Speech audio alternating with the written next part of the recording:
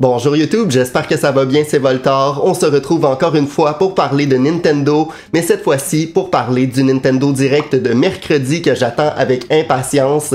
Clairement, je ne suis pas le seul à être hypé avec l'arrivée de la Switch 2 prochainement, donc j'avais envie de vous partager mes théories, mes prédictions concernant ce prochain Direct. Avant de débuter, je tenais à vous remercier pour l'accueil de ma vidéo sur Tomodachi Life, donc vous avez été quand même assez nombreux à la regarder, à interagir avec moi, donc merci énormément.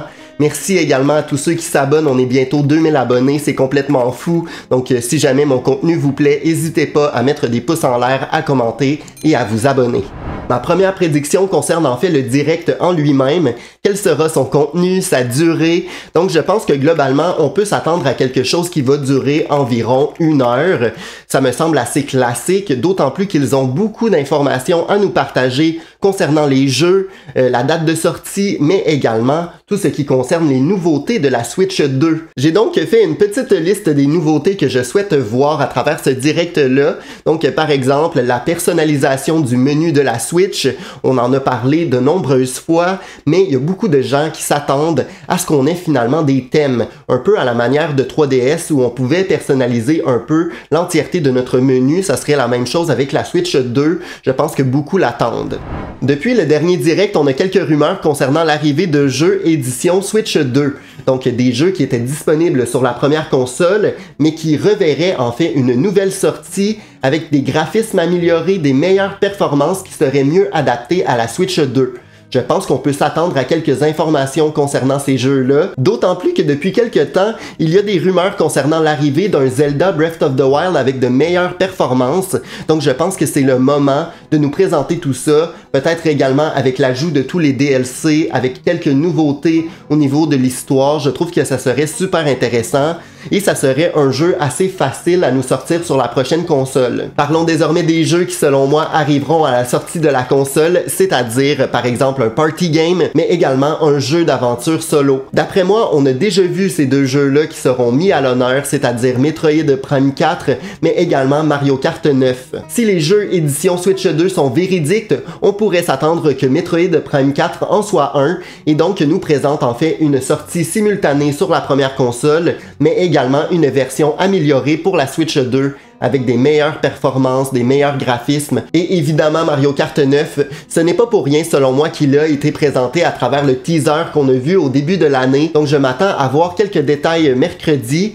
et donc une date de sortie à l'arrivée de la nouvelle console ou du moins dans les 3 premiers mois par exemple. On peut par exemple s'attendre à quelques nouveautés qui nous seront présentées, de nouveaux circuits, personnages, mais aussi peut-être des skins inspirés de Mario Kart Tour, une nouvelle fonction de gameplay plutôt intéressante.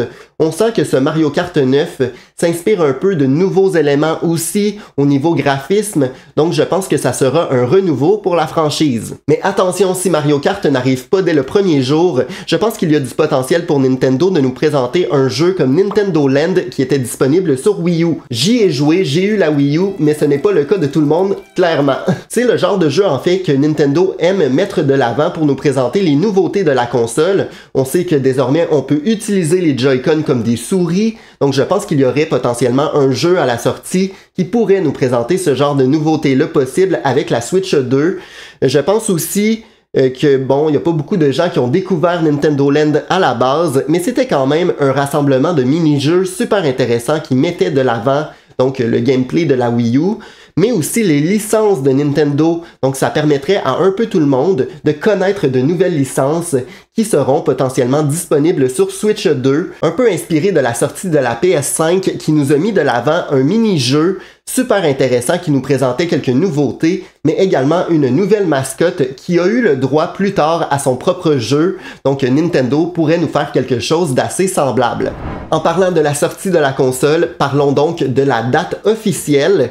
Je pense qu'il y a du potentiel pour que celle-ci soit en juin. À travers la nouvelle application de Nintendo, donc Nintendo Today, on peut voir dans le calendrier que les événements concernant la Switch 2, durant lesquels on peut en fait tester la console, se terminent autour du 31 mai. Je crois que c'est aussi un bon timing dans le domaine du jeu vidéo en général pour promouvoir la console, sachant qu'il y a un peu plus tôt en juin les fameux Summer Game Fest. Je sais que Nintendo est très peu investi dans ce genre d'événement-là, mais avec une console qui arrive prochainement, je pense que ça serait gagnant pour eux de participer à l'événement et de teaser l'arrivée de la console, mais également de prochains jeux potentiels. Le fameux prochain Mario 3D, c'est quand même une rumeur qui circule depuis vraiment longtemps, donc je m'attends à une sortie autour d'octobre, un peu à la manière de Mario Odyssey finalement. Je suis convaincu qu'on le verra mercredi, donc avoir quelques images du moins, du gameplay aussi, nous montrer quelques nouveautés. Je pense que ça sera dans un nouvel univers, donc pas un Mario Odyssey 2 ou encore un Mario Galaxy 3. Je m'attends à quelque chose de complètement nouveau et frais. Récemment, avec Mario, on a exploré différents univers. Je pense qu'il serait intéressant de retourner aux sources après avoir découvert le monde de Mario Wonder ou encore de Mario et Luigi. Je pense qu'il y a du potentiel pour à nouveau explorer le royaume champignon comme jamais. Donc avec une map 100% open world à la manière finalement d'un Breath of the Wild. C'est donc un timing parfait pour l'arrivée d'un nouvel opus de Mario 3D, sachant que le prochain film arrive en début 2026, donc une sortie en octobre. Ça va rassembler beaucoup de joueurs autour de cet univers-là de la licence Mario, et donc ça va encourager également des gens à s'acheter la Switch 2 avec finalement l'arrivée du film en début 2026. On peut faire un parallèle aussi, sachant que Yoshi est mis de l'avant dans le prochain film. Celui-ci pourrait être présent à travers le prochain opus de Mario 3D. On pourrait également s'attendre à de nouveaux pouvoirs chez Mario, donc débloquer de nouvelles capacités, un peu à la Mario Galaxy 1 ou 2, qui nous présentait quand même des pouvoirs super intéressants au niveau du gameplay. Une autre de mes attentes pour mercredi, c'est de voir tous les partenariats possibles pour la Switch 2.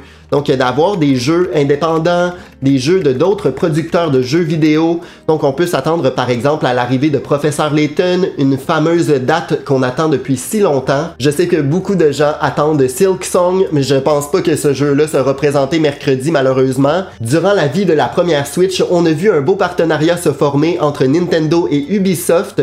Je pense que c'est quelque chose qui peut perdurer également concernant la Switch 2. On peut s'attendre selon moi à l'arrivée de Assassin's Creed Shadow qui pourrait nous présenter en fait les améliorations au niveau graphisme et des performances comparativement à la première console. Attention, les 3 prochains points sont assez rapides, préparez-vous. Je m'attends à l'arrivée d'accessoires super intéressants. Par exemple, une nouvelle manette Pro. Je pense pas qu'on va avoir donc la manette de la Switch 1, mais plutôt une manette améliorée d'une quelconque façon. Un autre élément plutôt curieux qui circule en ce moment sur Internet, c'est le fameux bouton qui a été rajouté sur l'un des Joy-Con, donc le bouton C. On ne sait pas trop encore à quoi celui-ci va servir. Il y a quelques rumeurs qui disent que le C représente en fait capture pour capturer du contenu de notre console au niveau vidéo et image, mais on a déjà un bouton qui fait cette fonction-là. Donc, ça m'étonnerait que ça soit vraiment ça. Ma théorie est donc la suivante, mais il est possible que je sois complètement dans le champ, c'est que le C sur cette console-là représente en fait challenge. Avoir des succès, des défis, des challenges, c'est quelque chose qui se fait déjà dans le monde du jeu vidéo, et j'ai l'impression que Nintendo est un peu en retard sur les autres compagnies à ce niveau-là, donc ça serait super intéressant qu'ils nous présentent un peu leur version des succès qu'on peut retrouver par exemple sur PlayStation, sur Xbox. Je sais que Nintendo aime ça, faire un peu différemment des autres, donc d'avoir un menu super bien accessible comme ça serait une nouveauté plutôt intéressante. Avoir des succès, c'est quelque chose qui motive également le joueur à relancer certaines parties, certains jeux. On pourrait s'attendre que Nintendo rajoute des challenges, des jeux qui étaient disponibles sur la première Switch, et donc encourager les fans à rejouer à ces jeux-là, mais sur la Switch 2, je pense qu'il y a du potentiel pour ça. Depuis le 25 mars, on n'a plus les points or sur Nintendo et c'est plutôt dommage, mais je pense que la compagnie nous prépare en fait à l'arrivée de ces nouveaux succès-là qui nous permettraient de débloquer des personnalisations pour nos icônes, nos avatars, mais également notre Switch au niveau des thèmes. Je sais que de nombreuses personnes s'attendent à la sortie d'un prochain Animal Crossing, d'un nouveau Zelda, à l'arrivée d'un Splatoon, mais je pense pas que ce genre de jeu-là va nous être présenté pour l'instant. Splatoon, on en a déjà 2 sur Switch, et sachant qu'on va pouvoir utiliser nos cartouches, je pense qu'un Splatoon 4 ne sera pas présenté mercredi. Animal Crossing, je suis désolé de vous le dire, mais selon moi, ça n'a aucune chance d'arriver. Sachant qu'on a eu la confirmation que Tomodachi Life arrive en 2026, le prochain Animal Crossing ne sera pas avant 2027, selon moi. Une licence par contre que j'attends depuis un certain temps, c'est Fire Emblem qui pourrait faire son grand retour sur Switch 2, malgré le dernier opus qui a un peu moins marché. Tree Houses, c'était quand même assez populaire. Donc pourquoi pas. Dans tous les cas, c'est sûr qu'on reparle de Nintendo dès mercredi. J'ai pris congé de travail tout simplement pour faire des vidéos sur le sujet, pour réagir, pour aller précommander la console si jamais c'est la journée même. Je suis un peu intense, mais je pense que ça va valoir la peine. J'ai très hâte, j'espère que vous aussi. Si jamais mon contenu vous plaît, n'hésitez pas à mettre des pouces en l'air, à vous abonner. Mettez également vos attentes et vos théories en commentaire, ça me fait toujours plaisir de vous lire. On se retrouve dans tous les cas mercredi pour une vidéo sur la chaîne ou pour un live sur Twitch. Donc n'hésitez pas à me suivre également là-bas pour ne rien manquer. On se retrouve très bientôt. J'ai si hâte. Ciao!